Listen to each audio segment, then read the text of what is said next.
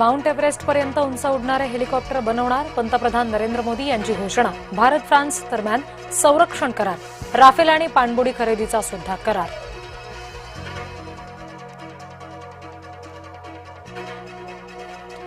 Bharat France मैत्रीचा नवा अध्याय, मोदी आणि फ्रान्सचे राष्ट्राध्यक्ष मॅक्रॉन मुंबई दौऱ्यावर.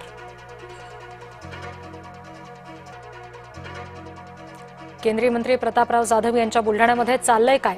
जिल्हा रुग्णालयाबाहेर दारुड्यांचा अड्डा, प्रशासनाचं दुर्लक्ष, मद्यपींमुळे रुग्णांसह त्यांच्या नातेवाईकांमध्ये सुद्धा भीतीचं वातावरण.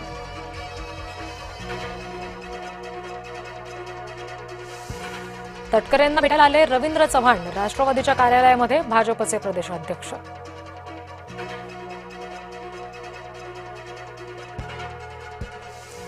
शिवराय टिपू सुलतान तुलनेचा वाद, सपकाळ यांना उशिरानं सुचलेलं शहाणपण निष्प्रभ.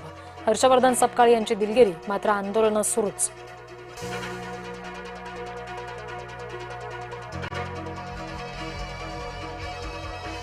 विमान अपघाताचं सत्य कधी समोर येणार? विमान अपघातातील महत्वाच्या यंत्राला आगीमुळे इजा.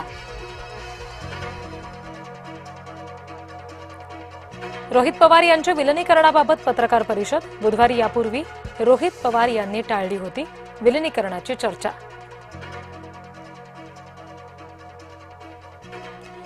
पुन्हा वाजले पार्थ सही सलामत सुटल्याचं तुणतुणं. अंजली दमानिया यांना आला संताप.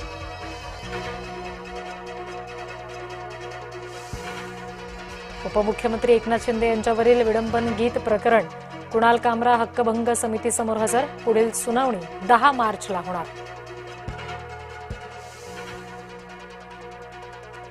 काहीही चुकीचं केलं नाही असं पार्थनं सांगितलं.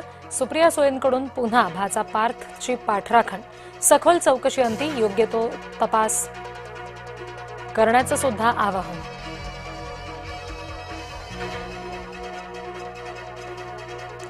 मंत्रालयामध्ये लाचखोरी हा गंभीर विषय, आपल्याच टीम मेंबरचं ऑफिस सील करणं ही त्याहूनही गंभीर बाब. झिरवाळ प्रकरणामध्ये सुप्रिया सुळे यांचे सरकारवर गंभीर आरोप.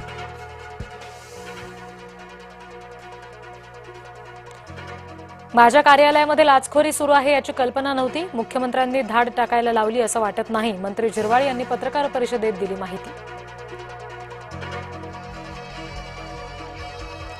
मुंबईमध्ये पहिल्या क्लायमेट वीकचं मुख्यमंत्र्यांकडून उद्घाटन.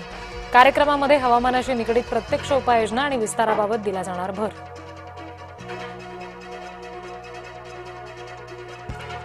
अभिनेता सलमान खान याचे वडील आणि बॉलिवूडमधील सुप्रसिद्ध पटकथा लेखक सलीम खान रुग्णालयात दाखल.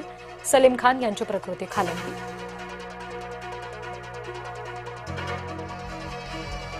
एप्स्टीन पीडितांमध्ये भारतीय मुलीचा समावेश. नव्या फाईल्समध्ये माजी केंद्रीय मंत्री हर्षवर्धन यांचंही नाव. अमेरिकेच्या न्याय विभागानं प्रसिद्ध केलेल्या कागदपत्रातून समोर आली माहिती.